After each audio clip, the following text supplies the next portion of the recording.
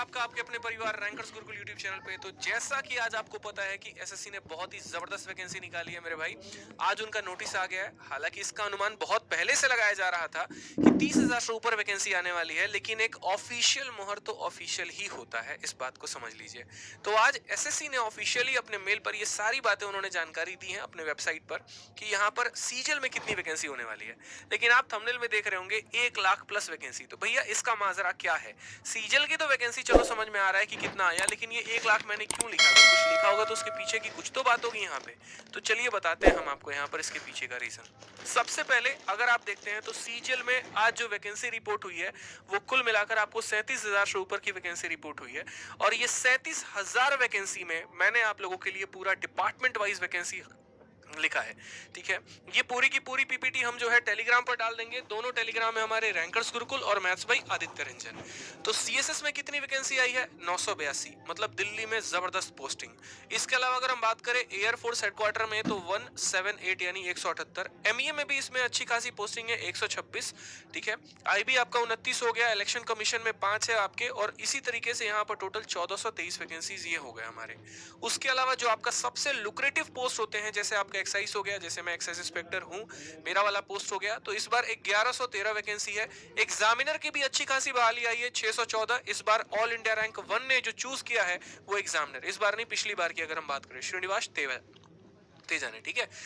Income tax में कितना आया? 450 वैकेंसी। ये भी एक बहुत बड़ा वैकेंसी है इनकम टैक्स के मैटर में। पिछले कई सालों का ट्रेंड उठाकर देख लीजिए, इतनी भारी मात्रा में वैकेंसी नहीं आती थी, क्योंकि एक तो वैकेंसी आएगी 100-150, उसमें भी दिल्ली में मात्र 6 से 7 पोस्ट, यानी नंबर ऑफ वैकेंसी बढ़ने की वजह से दिल्ली में भी इसका काफी ज्यादा प्रभाव पड़ सकता है, जिसका रुझान अगर आप देखेंगे तो बच्चों में काफी ज्यादा कंपटीशन बढ़ा सकता है। ये प्रिवेंटिव ऑफिसर 220, कोई बहुत बड़ा यहाँ इसका पोस्ट नहीं है। हाँ जी, टैक्स असिस्टेंट बढ़ाया गया है, और टैक्स असिस्टेंट और यहाँ पोस्टिंग असिस्टेंट की वजह से दिल्ली में वैकेंसी बढ़ जाएगी, क्योंकि इन दोनों की जो ज्यादातर पोस्टिंग होती है ना वो दिल्ली में होती है मेरे भाई। और दिल्ली सबको चाहिए, ठीक है, नेताओं को भी चाहिए और आपको भी चाहिए यहाँ पर, ठीक है। तो एक तरीके से ये आपके लिए काफी ज्यादा फायदा हो सकता है। यहाँ पर थोड़ा जो एक्स्ट्रा मुझे समय लग गया अनाउंसमेंट करने में वो ये था कि मैं आप लोगों के सामने एक टैबुलर डेटा यहाँ प्रेजेंट कर रहा था कि चलो एक आप सामने देख पाओ कि किस पोस्ट में कितना है और कितना फायदा हो सकता है।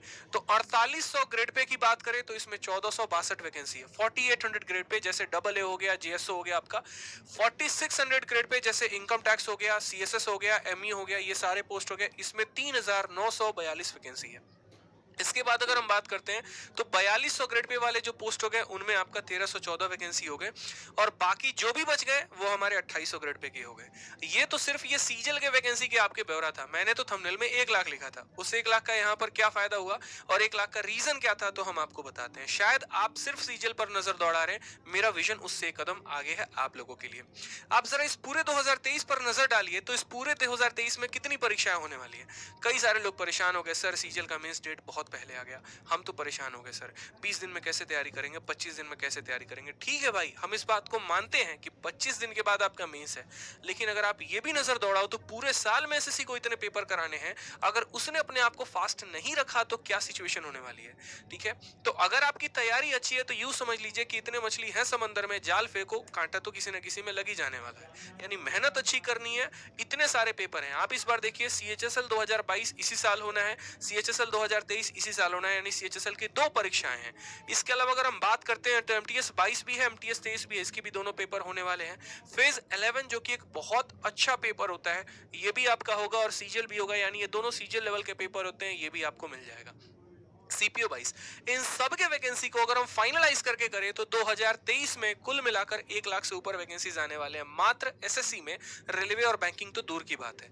इसलिए बढ़िया तरीके से मेहनत करोगे ना तो इस बार तो रोजगार आपके हाथ लगने ही वाला है। तो बढ़िया से मेहनत करो मेरे भाई, ठीक है। तैयारी अच्छी रखो। यहाँ पर इन 1 लाख वैकेंसी में से कुछ नहीं तो आपको एक सीट चाहिए, और वो भी आपके मनपसंद वाली। मेहनत करेंगे तभी प्राप्त होगा, ठीक है। तो इसीलिए हमारे साथ किसी भी और जानकारी के लिए, अगर आपको कोई और भी जानकारी चाहिए तो वीडियो के कमेंट बॉक्स में अपना प्यारा सा सजेशन जरूर दें।